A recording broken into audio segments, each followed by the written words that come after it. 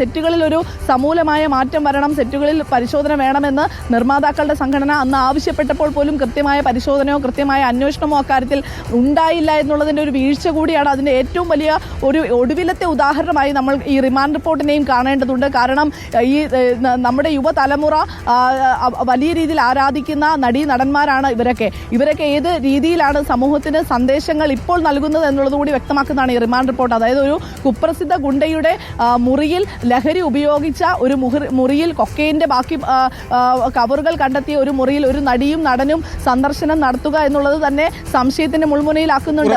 അത് കൃത്യമായി തെളിയിച്ച പോലീസിന് എനിക്കൊപ്പം അല്ലമീൻ കൂടി ചേരുകയാണ്. സൈഫുന്നീസ തുടരുക. അല്ലമീൻ, ഇപ്പോൾ ഈ അന്വേഷണം ലഹരി ഇടപാടുമായി ബന്ധപ്പെട്ടാണോ അവിടെ ശ്രീനാഥ് ഭാസിയും പ്രയാഗ മാർട്ടിനും എത്തിയത് എന്നുള്ള പ്രധാനപ്പെട്ട ചോദ്യം നിലനിൽക്കുകയാണ്. അങ്ങനെയെങ്കിൽ അവരിലേക്ക് അന്വേഷണം പോകുമോ എന്നുള്ള പ്രധാനപ്പെട്ട ചോദ്യം കൂടി നിലനിൽക്കുകയാണ്. നോക്കൂ, സൈഫുന്നീസ നേരത്തെ ചൂണ്ടിക്കാട്ടിയതുപോലെ തന്നെ ഹേമ കമ്മിറ്റി റിപ്പോർട്ടിൽ ഉൾപ്പെടെ പ്രധാനമായി പരാമർശിക്കപ്പെട്ടിട്ടുള്ളത് സെറ്റുകളിലെ സിനിമാ താരങ്ങൾക്കിടയിലെ നിർബാധമായിട്ടുള്ള സുലഭമായിട്ടുള്ള ലഹരിയുടെ ഉപയോഗവും കൈമാറ്റവുമാണ്. അതിനൊരു ഉദാഹരണമായി ഇതിനെ ചൂണ്ടിക്കാണിക്കുകയാണോ പോലീസ്? ഇപ്പോൾ ഈ ഓം പ്രകാശിലൂടെ നടത്തുന്ന പോലീസിന്റെ അന്വേഷണം ഈ സിനിമാ താരങ്ങളിലേക്ക് കൂടി നീളാനുള്ള സാധ്യതയുണ്ടോ അല്ലമീൻ? ഈ സിനിമാ താരങ്ങളെയും കേന്ദ്രീകരിച്ച് അന്വേഷണം മുന്നോട്ട് കൊണ്ടുപോകാൻ തന്നെയാണ് പോലീസിന്റെ തീരുമാനം. എന്തിന് ഓംപ്രകാശ് താമസിച്ച മുറിയിൽ ഈ താരങ്ങൾ എത്തി എന്നുള്ളതാണ് പ്രധാനപ്പെട്ട ഒരു ചോദ്യം. അതിന് അവരിൽ നിന്ന് തന്നെ ഉത്തരം തേടേണ്ടതുണ്ട്. കൊച്ചിയിൽ നടന്ന ഒരു പരിപാടിയുമായി ബന്ധപ്പെട്ടാണ് ഹോട്ടലിൽ ഓംപ്രകാശ് അടക്കമുള്ളവർ റൂം ബുക്ക് ചെയ്തത്. ശ്രീനാഥ് ഭാസിയും പ്രയാഗ മാർട്ടിനും ഉൾപ്പെടെ 20ഓളം പേരാണ് ഈ ഓംപ്രകാശിനെ അവിടെ എത്തി സന്ദർശിച്ചതായാണ് പോലീസിന്റെ റിപ്പോർട്ട് പറയുന്നത്.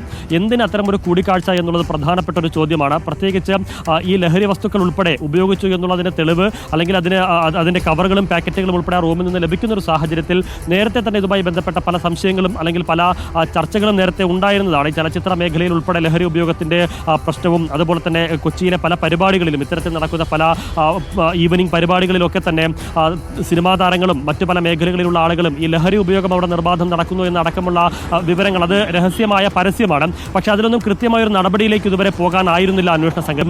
ഒരു മുറിയിൽ നിന്ന് പിടിക്കുന്നത് അവരുടെ പക്കൽ കൊക്കൈൻ ഉൾപ്പെടെ ഉപയോഗിച്ചതായുള്ള അതിന്റെ പാക്കറ്റ് കണ്ടെത്തുന്നത് അവിടെ ചലച്ചിത്ര താരങ്ങൾ ഉൾപ്പെടെ സന്ദർശിച്ചു എന്നുള്ളത് പോലീസിന് വ്യക്തമാവുകയും ചെയ്യുന്നുണ്ട്. സ്വാഭാവികമായും ശ്രീനാഥ് ഭാസിയും പ്രയാഗ മാർട്ടിനും എന്തിനവിടെ പോയി, ഓം പ്രകാശിനെ പോലെ ഒരാളുടെ അടുത്തേക്ക് എന്തിന് പോയി എന്നുള്ളതാണ് പ്രധാനപ്പെട്ട ചോദ്യം. ആ കൂടിക്കാഴ്ച ലഹരി ഉപയോഗവുമായി ബന്ധപ്പെട്ടാണോ അല്ലെങ്കിൽ സിനിമാ മേഖലയിൽ നടക്കുന്ന ലഹരി ഉപയോഗത്തിന്റെ ഒരു തുടർച്ചയാണോ, ആ ഒരു നെക്സസിന്റെയും നെറ്റ്വർക്കിന്റെയും ഭാഗമായിട്ടുള്ള കൂടിക്കാഴ്ചയും കൂട്ടായ്മയുമാണോ അവിടെ നടന്നതെന്ന് അടക്കമുള്ള കാര്യങ്ങൾ പോലീസ് പരിശോധിക്കും. ഇവർക്ക് പുറമെ പ്രയാഗ മാർട്ടിനും ശ്രീനാഥ് ഭാസിക്കും പുറമെ മറ്റേതെങ്കിലും ചലച്ചിത്ര 20ഓളം പേരെന്ന് പറയുമ്പോൾ അതിൽ ചലച്ചിത്ര മേഖലയിൽ ആരെങ്കിലും ഉണ്ടോ, നേരിട്ടോ അല്ലാതെയോ ചലച്ചിത്ര മേഖലയുമായി ഇപ്പം അഭിനേതാക്കൾ തന്നെ ആകണമെന്നില്ല, മറ്റേതെങ്കിലും തരത്തിലുള്ള സാങ്കേതിക രംഗത്ത് ഉൾപ്പെടെ ചലച്ചിത്ര മേഖലയിൽ പ്രവർത്തിക്കുന്ന ആളുകളാണോ എന്ന അടക്കമുള്ള കാര്യങ്ങളും പോലീസ് പരിശോധിക്കും. അതിന് പോലീസ് നൽകുന്ന സൂചന ഈ അന്വേഷണം അത് താരങ്ങളിലേക്കും നീളും എന്നുള്ളതാണ്. താരങ്ങളിലേക്ക് നീളുമെന്ന് പറയുമ്പോൾ അവർക്കതിൽ പങ്കുണ്ട് എന്ന് സ്ഥാപിച്ചുകൊണ്ട് മുന്നോട്ട് പോകുന്നതല്ല, പക്ഷെ അതിനപ്പുറത്തേക്ക് എന്തെങ്കിലും പങ്ക് അവർക്കുണ്ടോ എന്ന് കണ്ടെത്തേണ്ടതുണ്ട്.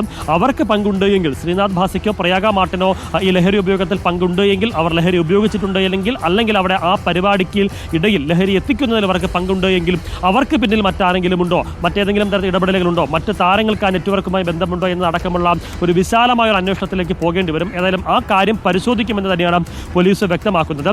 അത്തരം പരിശോധനകളിലും അല്ലെങ്കിൽ ഈ താരങ്ങളുടെ ഉൾപ്പെടെ പങ്ക് വ്യക്തമാക്കണമെങ്കിൽ അതിന് ഓം പ്രകാശിനെ അടക്കം ഒപ്പം കൂട്ടാളിയെ ഉൾപ്പെടെ വിശദമായി ചോദ്യം ചെയ്യേണ്ടതുണ്ടായിരുന്നു, കസ്റ്റഡിയിൽ ചോദ്യം ചെയ്യേണ്ടതുണ്ടായിരുന്നു. ആ കാരണം കൂടി ചൂണ്ടിക്കാണിച്ചുകൊണ്ടാണ് കോടതിയിൽ ഇവരുടെ ജാമ്യത്തെ പ്രോസിക്യൂഷൻ എതിർത്തത്. പക്ഷേ കോടതി ജാമ്യം നൽകിയിട്ടുണ്ട്.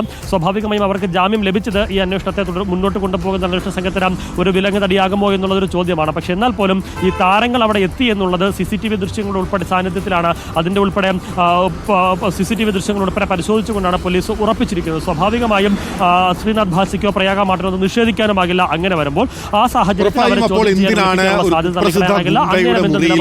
സിനിമാ താരങ്ങൾ എത്തിയിട്ടുള്ളത് എന്നുള്ള പ്രധാനപ്പെട്ട ചോദ്യം അവിടെ നിലനിൽക്കുകയാണ്.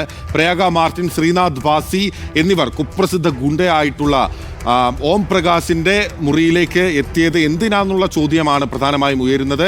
റിമാൻഡ് റിപ്പോർട്ടിൽ പോലീസ് ഈ രണ്ടുപേരുടെയും പേരുകൾ കൃത്യമായി പരാമർശിക്കുന്നുണ്ട്. സിനിമാ മേഖലയുമായി ബന്ധപ്പെട്ടുകൊണ്ട് ഈ ലഹരി കേസിന് ബന്ധമുണ്ടോ എന്ന തരത്തിലും പോലീസിന്റെ അന്വേഷണം മുന്നോട്ട് കൊണ്ടുപോകാൻ ഒരുങ്ങുന്നു എന്ന വിവരങ്ങളാണ് പുറത്തുവരുന്നത്.